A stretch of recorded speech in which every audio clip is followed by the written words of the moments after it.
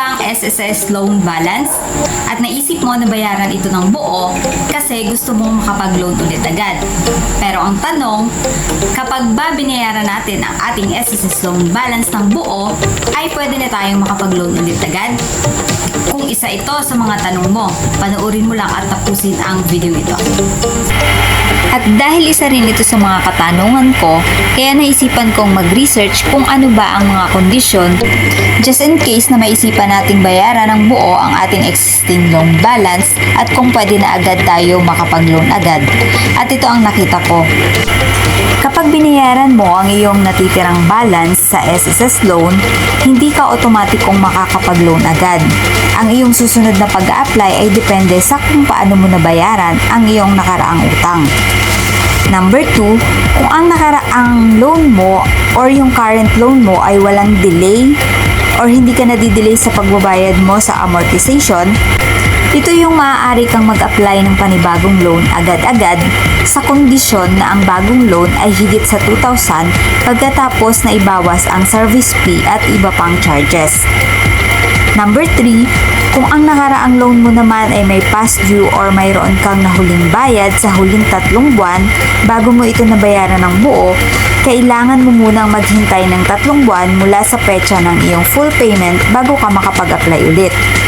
At sa number 4, kung nag-avail ka ng Conso loan, kung pinagsama-sama ang iyong mga lumang past due loan sa pamamagitan ng consolidation, kailangan mong maghintay ng 3 buwan mula sa full payment kung regular ang bayad o hanggang 2 taon naman kung ang Conso loan mo ay naging default bago ka ulit makapag-loan.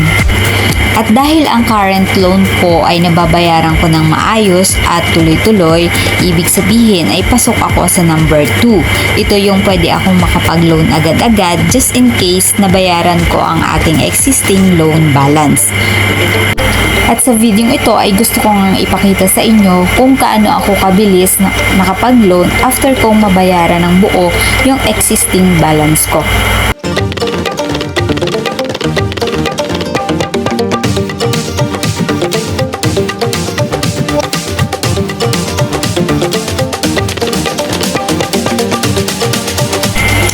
Ayan, kung nakikita nyo sa baba, meron akong 16,063.18 na balance as of June 5, 2026. So, ito yung existing balance ko na binayaran ko.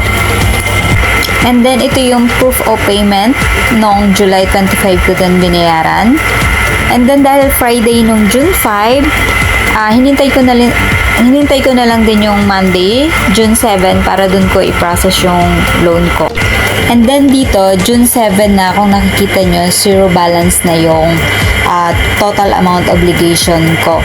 So, meaning, pwede na akong mag-proceed sa aking reloan. So, ayan, hindi ko na pinakita sa inyo yung step by step kong ginawa sa pag-apply kasi same lang din naman yan kung paano tayo nag-apply before. Dito nga pala sa disclosure statement, dito natin makikita yung computation ng interest sa bago nating loan. Ganon din yung monthly amortization natin, yung mga charges na ibabawas. So, kung hindi tayo agree dun sa nakikita natin or dun sa ibigay nila sa atin, pwede pa natin yang i-cancel yung ating application. And then, proceed lang hanggang number 4 steps. So, makikita nyo na dyan yung net loan proceeds. Actually, pinakita na rin naman siya kanina dun sa statement, disclosure statement. And then, agree nyo lang. And then, dito, successful na daw yung application natin ng salary loan. So, waiting na lang tayo sa certification ng employer natin kung tayo ay employed. And then, wag niyong kalimutan na tingnan yung date ng expiration kasi meron silang nilagay dyan na may expiration yung pag-certify ng employer. Kaya dapat before ma-expire yung date na binigay nila, kailangan ay ma-certify na ng employer natin.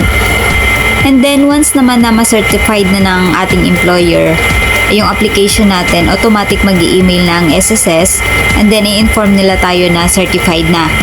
So, kapag ganun, maghihintay na lang tayo ng 3 to 5 para maipasok ng SSS yung pera dun sa bank account natin.